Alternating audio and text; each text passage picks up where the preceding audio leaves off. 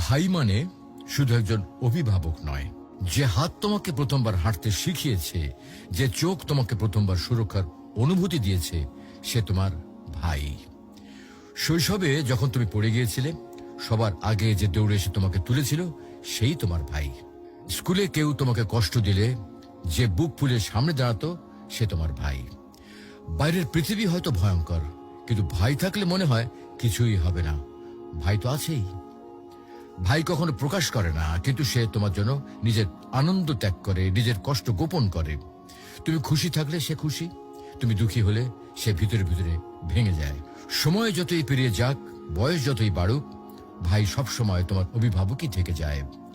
বিয়ের পরেও দূরে থাকলে ফোনে শুধু একবার বলবে, ভাই আমার একটু সমস্যা হয়েছে, আর সে দেরি না করে তোমার পাশে হাজির হবে।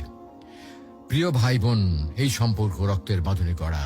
এখানে স্বার্থ নেই, হিসাব নেই, আছে শুধু ভালোবাসা আর দায়িত্ববোধ। যতদিন ভাই বেঁচে আছে, ততদিন তোমার জীবনে একজন নীরব অভিভাবক রয়েছে, যে সব সময় তোমার পেছনে পাহাড় হয়ে দাঁড়িয়ে রয়েছে। তাকে কদর করো, তার জন্য দোয়া করো, কারণ ভাইয়ের ভালোবাসা এটা আল্লাহ দেওয়া এক অমূল্য নিয়ামত।